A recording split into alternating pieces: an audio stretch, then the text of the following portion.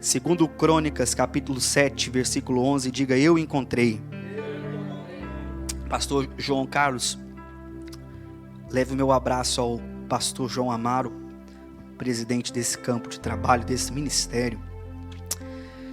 Diz assim a palavra do bom Deus: assim Salomão terminou a casa do Senhor, assim Salomão terminou a... Então você pode melhorar, 1, 2, 3, assim Salomão terminou a casa do Senhor.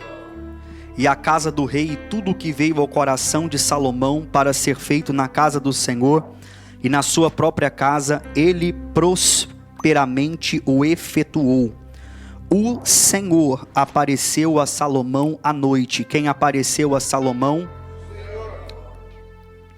O Senhor apareceu a Salomão à noite e disse-lhe: ouvi a tua oração e escolhi este lugar para casa de sacrifício.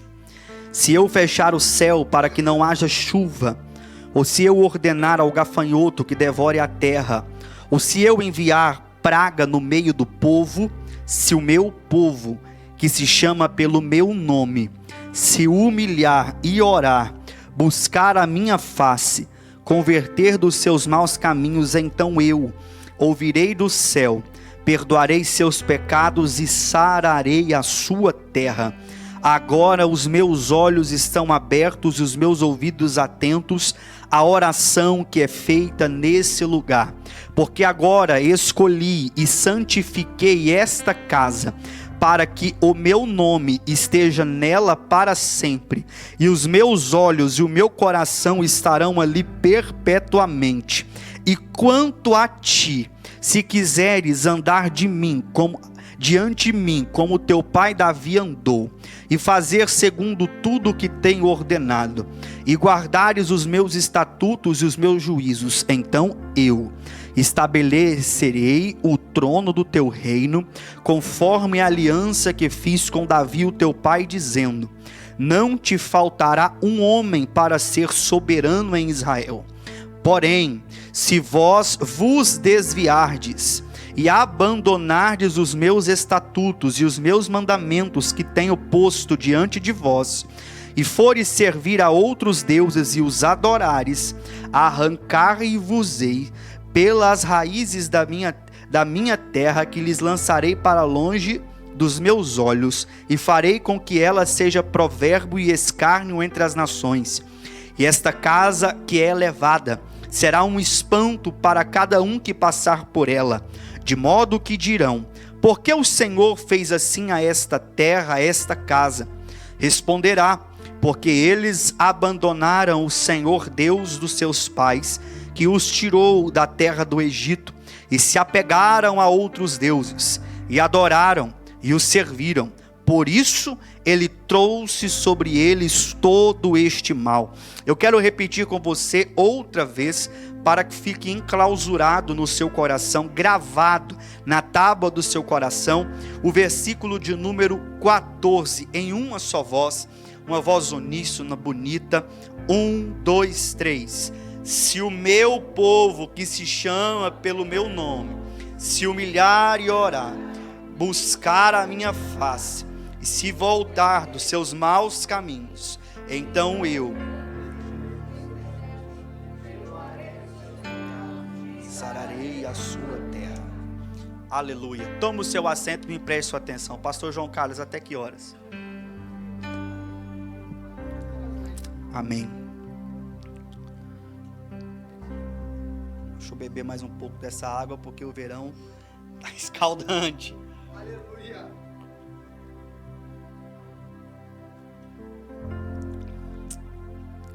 Queridos, quantos me ouvem, diga glória a Deus. Aleluia. Meus amados, vocês sabem tanto quanto eu que este texto, essa referência bíblica, é bastante utilizada em cultos de inauguração de igrejas, ou utilizado em festividades, como temas de festividades de igrejas. E isso se dá por quê? Porque nesta altura, Salomão, o terceiro rei da história de Israel, o filho de Davi, está inaugurando o templo oferecido ao Senhor. Você sabe que Salomão, sucessor de Davi, levou cerca de 7 anos para construir esse templo. Ele investiu o seu tempo, ele investiu uma grande quantidade de recursos, pois ele importou de outros países materiais de trabalho, trabalhadores, até mesmo um apoio externo de um rei. Salomão obteve para a construção desse templo. É verdade que Deus permite com que Davi construa um templo para ele. Por qual razão? Davi, em seu coração, pastor João Carlos, pensou: eu moro em um palácio, mas a Arca da Aliança, que representa a presença de Deus, ela habita e está morando em um tabernáculo móvel. Ou seja, eu não posso morar melhor do que Deus. Eu quero entregar o melhor para Deus. Eu quero entregar um melhor ambiente de adoração. E é por isso que eles vão construir este templo. Um templo suntuoso, um templo imponente, um templo exponencial. Um templo carregado de ouro, prata, bronze, cedro, papel de artesão. Um templo de 27 metros de comprimento, 9 metros de largura, 13 metros de altura. Salomão, quando vai inaugurar este templo, Salomão faz uma grande festa que dura 14 dias. Quantos dias? Quantos dias? São 14 dias de festa. Pastor João Carlos, no último dia de festa, quando Salomão oferece a Deus o sacrifício e ora, diz a Bíblia que o Senhor vai se apresentar a Salomão. Agora quem vai se apresentar é o dono do templo. Agora quem vai se apresentar é o dono da festa. E Deus vai falar com Salomão. E o que Deus fala com Salomão, pregador? Deus diz a Salomão que aquele templo tinha um propósito. Por que tinha um propósito? Porque aquele templo não foi uma iniciativa que nasceu no coração de Davi. Pregador, me explique. Antes mesmo que Davi pensasse em construir um templo para Deus, o Senhor já tinha escolhido um templo para ser adorado. Deus disse a Salomão no versículo 12: eu escolhi para mim este lugar. Deus está deixando bem claro para Salomão: este templo não é um projeto arquitetônico de Davi, seu pai. Este templo é um projeto meu. Este templo eu escolhi, eu separei, eu santifiquei. E qual o propósito do templo? Eu escolhi e separei este templo para o lugar de sacrifício. Sacrifício significa culto. Deus estava dizendo: este templo é um templo de culto, é um templo de sacrifício, é um templo de adoração. Este templo é um lugar onde vocês sairão de suas casas, virão até aqui, não para ter um encontro com o homem, mas para ter um encontro com o Deus Todo-Poderoso. O Senhor está deixando bem claro que aquele templo era um projeto dele, que aquele templo tinha um propósito. O Senhor mesmo disse para Salomão que ele escolheu aquela casa e a santificou para que o seu nome esteja nela para sempre. Sabe o que é isso? Propriedade. Quando você compra uma casa, você precisa assinar uma escritura para comprovar que é sua. Quando você compra um carro, você precisa assinar algum documento para comprovar que é seu. E Deus estava dizendo: eu coloquei o meu nome nesse templo porque ele é minha propriedade. Não somente propriedade. Quando Deus diz que colocou o nome nele, Deus está dizendo que não colocou o nome de homem no templo. Por quê? Porque o culto dentro do templo de Salomão não era um culto voltado a Salomão, voltado a sacerdote, voltado a levita. Não era um culto voltado a agradar pessoas. Quando Deus diz que naquele templo ele colocou o seu nome, ele está dizendo que o culto era teocrático, ou seja, Deus é o centro do culto. E eu vou dizer isso para alguém: o centro do culto ainda hoje não é o homem, não é cantor, não é pregador, não é alguém famoso, não é empresário, não é investidor, não é esse, não é aquele. O centro do culto ainda é o dono do culto, é Deus. Aleluia. Eu coloquei o meu nome nesta casa. O culto é teocrático, o culto é teocêntrico, melhor dizendo. O culto é teocêntrico. E Deus diz a Salomão uma série de promessas condicionais. Repita após mim, 1, 2, 3, diga: promessas condicionais. Você prestou atenção no último termo? Condicionais. Se, ou seja, se vocês cumprirem e obedecerem, assim vos será feito.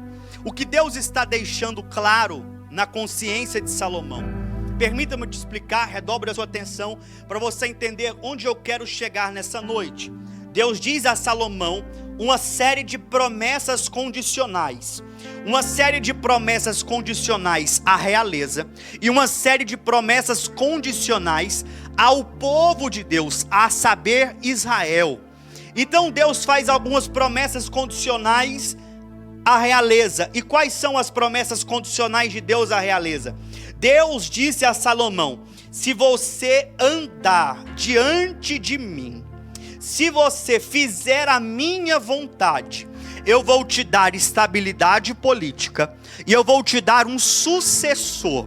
Deus disse para Salomão: se você andar diante de minha presença, se você fizer a minha vontade, eu vou te dar estabilidade política e vou te dar um sucessor. É verdade que, mesmo o homem não cumprindo a sua parte no combinado, Deus cumpre a sua. Por quê? Porque Deus é fiel. Diz a Bíblia que Deus é fiel à sua palavra e não pode negar a si mesmo. Por mais que Salomão não cumpriu sua parte no acordo, Deus ainda assim, por misericórdia, pastor João Carlos, deu a Salomão um reino estável, 40 anos de estabilidade e prosperidade. Mesmo Salomão não cumprindo a sua parte no acordo, Deus deu a Salomão dois descendentes para trazer linha de sucessão real. Mas Salomão não obedeceu a Deus. Diz a Bíblia em 1 Reis, no capítulo 11, no versículo 6, que toda a sorte de deuses estranhos Salomão tomou para si, praticou ocultismo, esoterismo, praticou ecumenismo religioso, casou-se com várias mulheres de diversos países, povos, e essas mulheres trouxeram para dentro de Israel uma cultura de paganismo, uma cultura de idolatria. E Deus disse a Salomão: ande na minha presença, faça a minha vontade. Mas Salomão desobedeceu a Deus. Deus disse para Israel: se vós não se afastarem de mim, se vós não me abandonarem, se vós não adorarem a outros deuses. O Senhor diz a Israel 3 coisas que eu quero compartilhar contigo. Deus diz: se vocês não se afastarem de mim, se vocês não me abandonarem. Abandonar é rejeição, abandonar é deixar a presença de Deus. Se vocês não se afastarem de mim, se vocês não me abandonarem, se vocês não adorarem a outros deuses, eu não vou permitir que vocês sejam arrancados dessa terra. Eu não vou permitir que esse templo seja destruído. Mas se vocês assim fizerem, eu vou permitir que vocês sejam arrancados dessa terra como escravos. Eu vou permitir que esse templo seja destruído, e as pessoas de outras nações vão passar na porta dele e vão dizer: por que aconteceu isso? E alguém vai respondê-los dizendo: porque desobedeceram a Deus. Vocês sabem tanto quanto eu que o povo do Senhor foi chamado para ser exclusividade de Deus. Deus não nos divide com ninguém. Deus diz através de Moisés: eu serei o seu Deus e e vocês serão o meu povo. E eu quero dizer isso para alguém: Deus não mudou. Jesus certa feita disse: ninguém pode servir a dois senhores, porque há de agradar a um e desagradar ao outro. Tiago, no capítulo de número 4, nos diz que o Espírito de Deus que habita em nós tem ciúme, tem zelo da nossa vida. Diga para essa pessoa do seu lado e me ajude a pregar. Diga: Deus não aceita te dividir com ninguém. Deus não te divide com o pecado, Deus não te divide com o mundo, Deus não te divide com a prostituição, Deus não te divide com a idolatria, Deus não te divide com o paganismo, Deus não te divide com a imoralidade, Deus não te divide com a promiscuidade, Deus não te divide, porque nós fomos chamados para sermos exclusividade de Deus. O Senhor estava dizendo ao seu povo: se vocês me abandonarem, se vocês me rejeitarem, se vocês me desobedecerem, forem infiéis, eu vou permitir um tratamento rígido. A Bíblia diz que o Senhor permitiu que aquele povo fosse escravo dos babilônicos e dos assírios. O reino norte foi escravo dos assírios, o reino sul foi escravo dos babilônicos, porque eles desobedeceram a Deus. Existia um termômetro onde Deus trazia sinais ao seu povo de como estava a espiritualidade deles. Quanto mais eles iam se distanciando de Deus, Deus tinha um código, uma forma de se comunicar.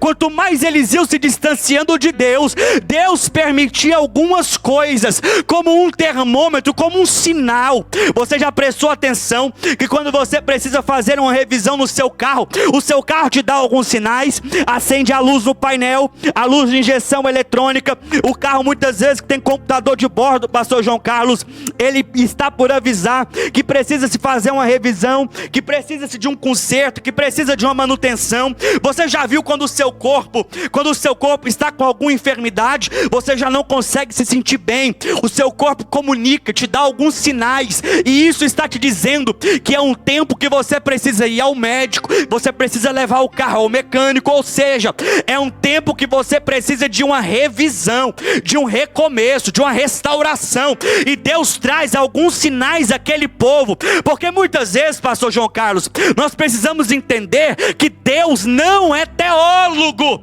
Teólogos somos nós que estudamos a Deus. Deus não é teólogo, Deus é pedagógico, Ele é pedagogo, Ele é mestre, Ele é professor, Ele nos ensina. E como que Deus faz para nos ensinar? Ele usa métodos que ferem o nosso coração, métodos que nos tiram da zona de conforto, métodos que nos confrontam. Quanto mais o seu povo se distancia, Deus vai se comunicar de algumas maneiras. Versículo de número 13, Deus diz: se eu fechar o céu para que não haja chuva, ou se eu ordenar ao gafanhoto que devore a terra, ou se eu enviar praga no meio do povo. Olha só, 3 níveis de crise permitidas por Deus como um termômetro.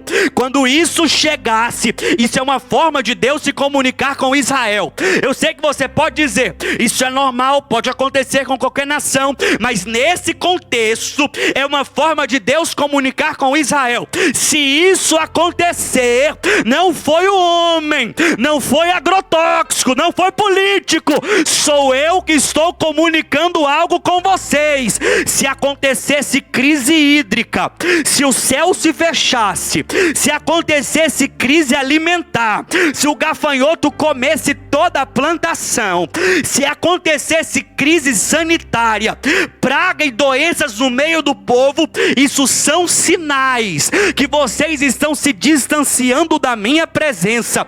Sabe o que Deus está nos ensinando? Quando nós precisamos voltar para a presença de Deus, alguns sinais nos nos são comunicados, alguns sinais nos são transmitidos. E quem sabe eu estou falando para alguém aqui nessa noite que o seu painel espiritual está te comunicando alguns sinais, que é tempo de voltar para a presença de Deus. Deus disse a Israel: se o meu povo que se chama pelo meu nome se humilhar, orar, buscar a minha face, se converter dos seus maus caminhos, eu ouvirei do céu, perdoarei os seus pecados e sararei a sua terra. Diga para duas pessoas: esta é noite de voltar à presença de Deus. Nós pensamos que só estão afastados pessoas que não vêm à igreja, mas muitas vezes a estratégia do inimigo é te afastar de Deus dentro da igreja. Porque não existia um povo mais religioso, pastor João Carlos, que o judeu. Ele ia ao templo 3 vezes por ano, estava no templo, mas distante de Deus, sacrificava, mas distante de Deus, oferecia adoração, ofertas, dízimos, mas distante de Deus. E o Senhor está deixando para eles um caminho de retorno. E qual é o caminho de retorno, pregador? Ora, se sinais são nos dados, Deus está nos apresentando um caminho de retorno, antes que seja tarde demais, e a sua mão seja mão de juízo e não de misericórdia. Quais são os caminhos de retorno? O caminho de retorno é o famoso texto 2 Crônicas 7,14. Se o meu povo que se chama pelo meu nome se humilhar, ora, buscar a minha face e se converter dos maus caminhos, eu ouvirei do céu, perdoarei seus pecados, sararei a sua terra, a terra que outrora estava destruída por gafanhoto, a terra que outrora estava seca, escassez de água, a terra que outrora estava tomada por uma crise sanitária.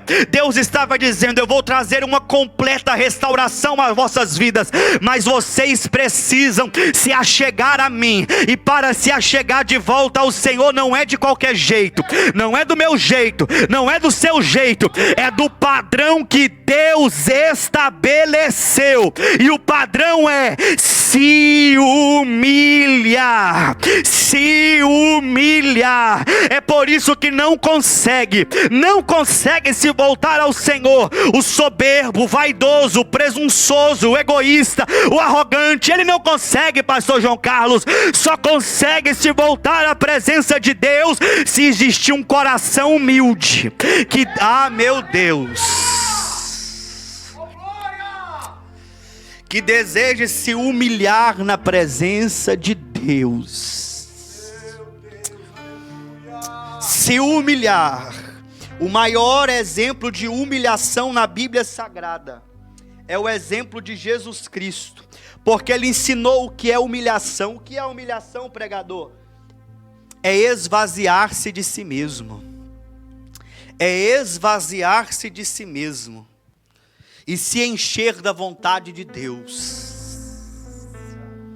De sorte que haja em vós o mesmo sentimento que houve em Cristo Jesus, o qual, sendo Deus, não usou por usurpação ser igual a Deus. Usurpação no léxico do grego é privilégio. Não usou do privilégio, ou seja, abriu mão do privilégio da glória, abriu mão do privilégio do céu, abriu mão do seu trono, abriu mão do status quo do céu, abriu mão de tudo isso e se fez como homem. Para se humilhar é necessário se esvaziar.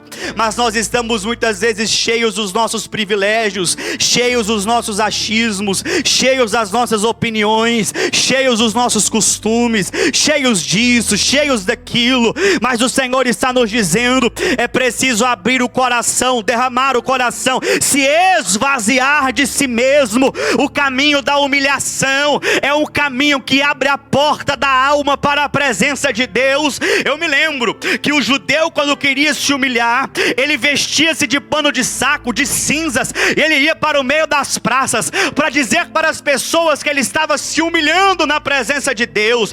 Ele rasgava as suas vestes para dizer que ele estava se humilhando. E o profeta Joel, no capítulo de número 2 e no versículo 13, pastor João Carlos diz: não rasguem as vossas vestes, mas rasguem o vosso coração, porque fazer algum gesto para que alguém veja, olha como eu sou adorador, olha como eu me entrego, olha como eu me humilho, isto às vezes é muito teatral, isto às vezes é de muita aparência. Quando Deus diz para rasgar o coração, Ele está dizendo: rasgue o coração que só eu posso ver. Uiamaramai, Shuriamai, Erebaia cheia, Managaia cheia. Alguém que ainda rasga o coração na presença de Deus. Alguém ainda, levante suas mãos no terceiro andar. Se você ainda abre o coração na presença de Deus, se você ainda abre o coração na presença de Deus, se você está ouvindo essa palavra e abre o coração na presença de Deus, é preciso tomar as asas da humilhação. É preciso ir ao caminho da humildade. É preciso esvaziar o coração. É preciso se humilhar na presença do Senhor.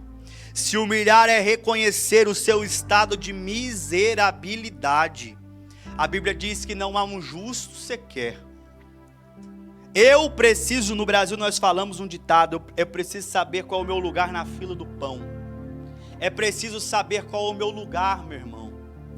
Eu sou imerecedor, eu sou falho, dependo totalmente da graça, da misericórdia e do amor de Deus. Eu não preciso de arrogâncias, eu não preciso de bravatas, eu não preciso disso. O que eu preciso é ter um coração entregue na presença do Senhor. Um coração que se humilha na presença de Deus.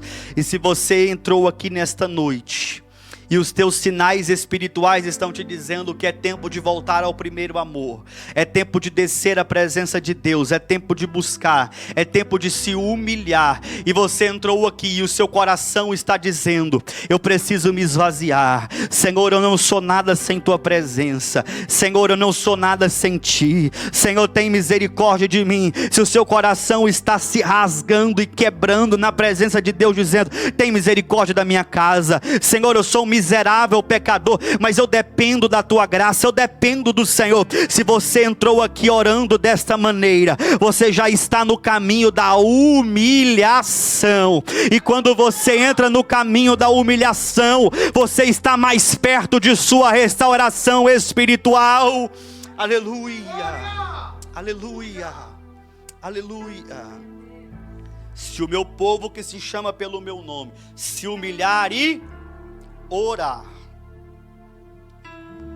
A oração é uma avenida de mão dupla que me leva à presença de Deus e traz a presença de Deus até mim. É um fluxo contínuo onde eu estabeleço um diálogo com Deus e Deus comigo. Existem 1000 maneiras de Deus falar com o ser humano, e a principal é através de sua palavra. Mas nós só vamos conseguir falar com Deus se for através da oração. É por isso que nós precisamos voltar o mais rápido possível ao hábito da oração. As pessoas se questionam qual é o motivo de um fracasso espiritual nos dias atuais, e um dos motivos é a ausência de entrega na oração. Quanto menos eu oro, menos de Deus existe em mim. Quanto menos eu oro, menos do céu existe dentro de mim. Mas quanto mais eu oro, mais eu me aproximo da presença de Deus. Quanto mais eu oro, mais eu me aproximo do céu. Há um teólogo americano chamado Tozer que ele diz: sempre que fecho a porta do meu quarto e me coloco a orar, há um céu aberto sobre mim. Deixa eu te dizer uma coisa: não existem céus fechados para aqueles que ainda dobram os seus joelhos e oram. Sabe qual é a maior distância entre você e o seu Deus? É a distância do seu joelho dobrado no chão. Se você dobrar os seus joelhos, eu tenho certeza que esses joelhos irão tocar o céu, porque a oração é uma conexão da terra com o céu, do natural com o sobrenatural, do natural com o sobrenatural, do comum com o extraordinário, com aquilo que eu posso ver e o mundo invisível. Quando nós nos dobramos em oração, coisas poderosas acontecem. Aleluia, aleluia. E deixa eu te fazer uma pergunta retórica, não precisa me responder. Há quanto tempo você não se entrega em oração? Faz quanto tempo que aquele crente que orava não habita mais dentro de você, e hoje em dia você mesmo nem se conhece?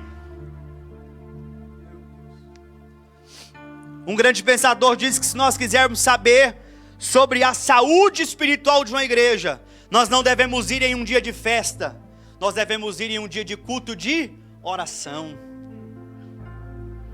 Porque a oração representa nitidamente vida espiritual em nós. Se nós tivermos vida espiritual, nós estaremos em oração. Para quem se humilha e busca a oração, você está caminhando de volta à presença de Deus. E Deus me trouxe aqui nessa noite para te dizer: você precisa voltar a orar. Existem coisas na sua vida que você precisa de esclarecimento, você precisa de discernimento, você precisa de sabedoria. Você está cercado por todos os lados no mundo espiritual e você não tem percebido. O inimigo tem te resistido, você não tem percebido. Tem usado pessoas, você não tem percebido. Por quê? Porque você está distante da oração. Jeremias 33, versículo 3 diz a palavra do Senhor: clama a mim, anunciar-te-ei e responder-te-ei coisas grandes e ocultas que tu não sabes. Tem versões que nos dizem coisas grandes e profundas. Aquilo que eu não sei, Deus me revela em oração. Levante suas mãos o mais alto que você puder. Eu vou liberar uma palavra profética para você levar para a tua casa.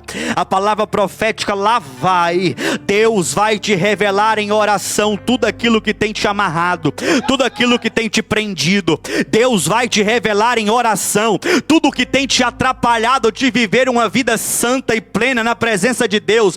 Deus vai te revelar em oração tudo o que você precisa colocar no eixo, no lugar, no altar. Deus vai te revelar em oração tudo o que você precisa mudar em sua vida. A oração não vai te deixar confundido.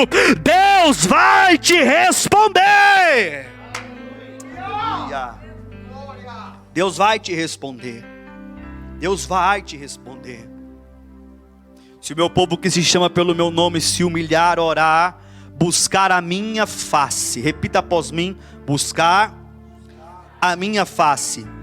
Você tem mais 5 minutos, diga glória a Deus. Já vou terminar, meu irmão. Sabe qual é um dos maiores problemas da nossa geração? É que nós não queremos buscar a face de Deus. Nós queremos buscar as mãos de Deus. Porque as mãos de Deus são abençoadoras. Eu quero uma bênção. Eu quero isso, eu quero aquilo. Nossa geração não quer buscar a face de Deus. Porque para buscar a face de Deus requer desejo por santidade. Olha o que diz aos Hebreus. Aos Hebreus nos diz no capítulo 12, no versículo 14: segui a paz com todos. Sem a santificação ninguém verá ao Senhor. Quando eu falo de face de Deus, a Bíblia está dizendo sobre a maior intimidade do Deus Todo-Poderoso. Porque Deus diz a Moisés: se você ver a minha face, você morre. Aleluia. Então quem busca a face de Deus está buscando não o que Deus pode dar, oferecer alguma bênção. Quem busca a face de Deus está buscando a santidade de Deus. Aleluia. Nossa geração precisa aprender que relacionamento com Deus é construído à base de santidade. É preciso buscarmos a face de Deus. Eu quero profetizar sobre esta igreja em nome de Jesus. Deus levantará vidas sedentas, famintas por sua presença, que não se conformam apenas com as mãos de Deus, não se conformam apenas com as bênçãos de Deus. Não, você já é abençoado, tua família é abençoada, teu casamento é abençoado, teu ministério é abençoado, mas você quer ir além das mãos de Deus, você quer ver o rosto, a face de Deus. Buscar a face de Deus é buscar o transcendental, é buscar o sobrenatural, é buscar o extraordinário, é buscar aquilo que o ouro, a prata, o euro, a libra, o dólar não pode te dar. Buscar a face de Deus é buscar a intimidade do Senhor. Buscar a face de Deus é caminhar para um caminho de profunda intimidade com Ele. Ei, meu irmão, eu quero dizer para alguém que veio aqui nessa noite: hoje começa um novo tempo na sua vida, um tempo de buscar a face de Deus. Aleluia! Não pode se buscar a Deus de qualquer forma. Jeremias 29:13: buscar-me-eis e me achareis quando me buscardes com todo o vosso coração. Então não adianta você dizer: Deus, eu quero a sua face. Não. Você precisa ter um seu sentimento sincero, derramado e puro, dizendo: Senhor, me santifica, alinha a minha vida espiritual. Eu quero me aproximar do Senhor. Eu sei que essa palavra está mexendo na sua alma, está mexendo no seu coração, mas eu venho debaixo de uma autoridade profética para te dizer: é tempo de voltar a uma vida de avivamento. É tempo de voltar a uma vida plena espiritual. Não uma vida de fachadas, não uma vida de aparências, não uma vida de glamour, não para constar em um senso público ou político para dizer: eu sou dessa religião, daquela. Não, uma vida espiritual plena que você diz: eu caminho com Deus e Deus caminha comigo. Andai, acamaia, chore, amaia, cheia, urabaia, namácia, canto, remaia, fá. Urabadaramaya Soria Kamaya cheia. É noite de voltar ao primeiro amor, a entrega, a intensidade de oração. É noite de abrir o coração, é noite de rasgar o coração na presença de Deus. É noite de se entregar por completo a Ele. Aleluia, aleluia, aleluia. Se o meu povo que se chama pelo meu nome se humilhar, orar, buscar a minha face, se converter dos maus caminhos. Tem uma diferença entre confissão e arrependimento que muita gente não sabe. A Bíblia diz que o que confessa e deixa alcança a misericórdia. Então repita após mim, você diga assim: o que confessa e deixa alcança misericórdia. Você vê que existem dois termos: confessar e deixar. Tem muita gente que só confessa. Ele chega no pastor João Carlos, ele conta algum problema, uma situação: pastor, ora por mim. Tudo bem. Tem gente que dobra os joelhos, confessa ao Senhor: eu perdoo, eu pequei, eu fiz isso, eu fiz aquilo. Mas existe uma diferença de confissão e arrependimento, porque o arrependimento só é total depois de confessar e deixar. Arrepender-se do grego é metanoia, é um giro de 180 graus, é uma mudança de rota. Eu estou caminhando à minha direita, confesso e deixo, como se eu tivesse um fardo, deixasse, meia volta e vou seguir ao caminho que Deus tem para mim, o caminho de santidade, de busca, de entrega, confissão e arrependimento. Confessa, deixa e volta ao primeiro amor. Deus disse isso para Éfeso: lembra-te onde caíste e volta ao primeiro amor. Este voltar. E hoje é noite de voltar. Voltar ao primeiro amor. Voltar ao centro da vontade de Deus. voltar a uma vida de comunhão, de entrega, de santidade, voltar a uma vida de busca, de devoção, uma vida de oração. Por quê? Porque os sinais já estão te comunicando. E eu não falo por força nem por violência, mas eu falo inspirado pelo Espírito de Deus nessa noite. Você pode se colocar sobre os seus pés. Você pode se colocar sobre os seus pés. Por gentileza.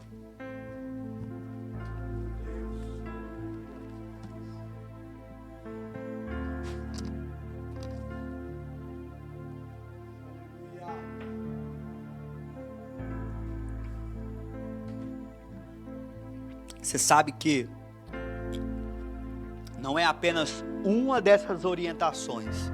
Repita comigo com voz de crente pentecostal, crente da DML. Diga: se humilhar, orar, buscar a face de Deus, se converter dos maus caminhos. Não é apenas se humilhar e se converter dos maus caminhos. Não é apenas orar e se converter dos maus caminhos. Agora, coloque tudo isso junto em um pacote espiritual.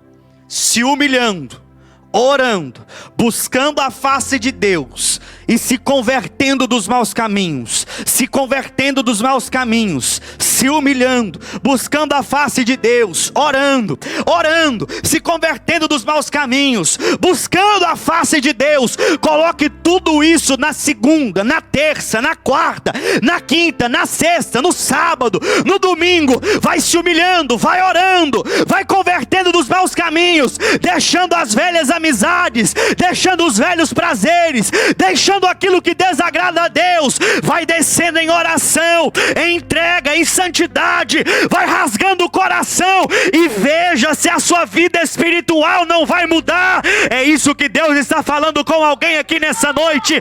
Sua vida espiritual vai mudar quando você começar a fazer tudo isso. Quem veio nessa noite para entregar um culto a Deus, que tem oração, que tem humilhação, que tem entrega, que tem busca pela santidade de Deus, então levante as suas mãos. Eu vou te dar 1 minuto para você abrir o seu coração e louvar, engrandecer a Deus esse momento. Aleluia! Aleluia! Aleluia! Aleluia! Aleluia. Eu quero concluir essa mensagem nesta noite. Uma mensagem devocional, uma mensagem profética sobre voltar ao primeiro amor, voltar à presença de Deus, porque os sinais te foram dados. Eu quero convidar você que deseja ter uma vida espiritual plena. Eu quero convidar você que deseja se entregar na presença de Deus com profundidade, com sinceridade. Nós não somos merecedores. Eu quero convidá-la. Saia do seu lugar. Nós vamos orar aqui à frente. Nós vamos orar. Eu quero orar por sua vida. Quero orar por sua casa. Hoje é sexta-feira da vitória. E eu tenho certeza que Deus iniciará um novo tempo na sua vida espiritual. Há alguém com fé. Há alguém com desejo. Há alguém que quer viver um novo nível de relacionamento com Deus, um nível de intimidade com Deus. Eu te convido, se desloque do seu lugar e venha aqui à frente, nós vamos orar por sua vida.